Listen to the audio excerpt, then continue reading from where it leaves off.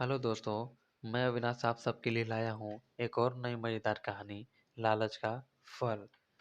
प्राचीन समय की बात है। अपने देश में एक राजा राज करता था। वह बहुत ही नेक और दयालु था। उसे अपनी प्रजा के सुख दुख की हमेशा चिंता रहती थी। उसकी इच्छा थी कि उसके राज्य में हर व्यक्ति सुखी रहे एवं किसी को कष्ट न हो। उसका मंत्री भी उसी की तरह नेक और चतुर था। उसे राज्य की प्रत्येक बात की खबर रहती थी। रात में राजा और मंत्री दोनों वेश बदलकर शहर में घूमते थे। दोनों को यह जानने का प्रयत्न करते थे कि उनके राज्य में लोग कैसा जीवन बिता रहे हैं, उन्हें किस प्रकार की परेशानियां हैं और उन्हें कैसे दूर किया जा सकता है। दुखी लोगों की सहायता करते थे। इस कारण उस समय राज्य में चोरी और बेईमानी का कोई नाम तक न था। एक बार रात को घूमते हुए राजा और मंत्री को एक झोपड़ी से किसी के कराहने की आवाज सुनाई दी। राजा ने अंदर झाँककर देखा कि चारपाई पर एक बूढ़ा व्यक्ति लेटा हुआ कराह रहा है। उसके सिरहाने बैठी लड़की आंसू बहा रही है। राजा और मंत्री दोनों झोपड़ी में प्रवेश किए। उन्हें देखकर लड़की उठकर खड़ी हो गई। वह उन्हें पहचान नहीं पाई। राजा ने पूछा, तुम क्यों रो रही हो बेटी? तुम्हें क्या तकलीफ है? लड़की ने उत्तर दिया, ये मेरे पिता है।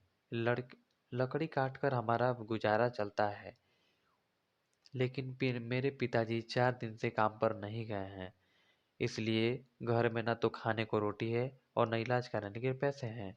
राजा ने मंत्री की ओर देखा। मंत्री ने कुछ रुपए लड़की को दिए और कहा, ये लो बेटी, इनसे तुम दवा ले लेना और खाने पीने का कुछ सामान ले लेना। झोपड़ी से बाहर आकर राजा ने मंत्री से कहा, हमारे राज्य में अभी भी बहुत लोग दुखी हैं। इनकी गरीबी और बीमारी को दूर करने के लिए उपाय करो।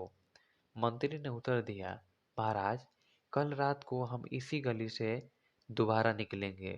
उस समय सोने की मोहरों से भरी थैली को इस घर में खिड़की के जरिए गिरा देंगे। इससे उन लोगों की आर्थिक स्थिति तथा दुख दूर हो जाएंगे।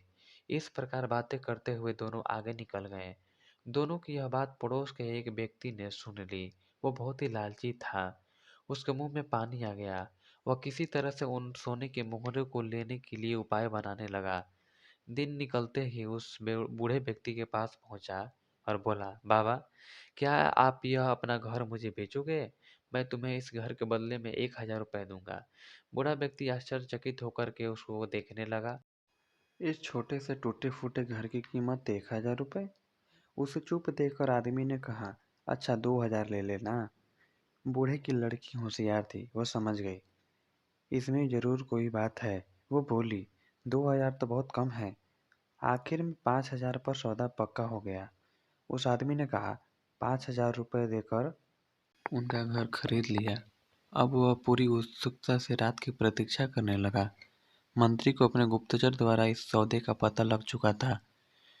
रात को जब वह राजा के साथ फिर उसी गली से निकला, तो राजा ने पूछा, तुम मोहरों की थैली लाए हो?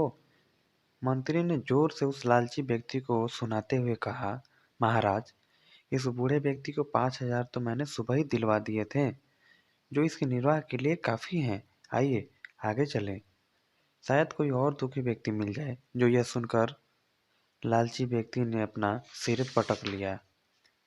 दोस्तों, इस कहानी से हमें ये शिक्षा मिलती है कि लालच नहीं करना चाहिए, क्योंकि लालच से ही दुख प्राप्त होता है।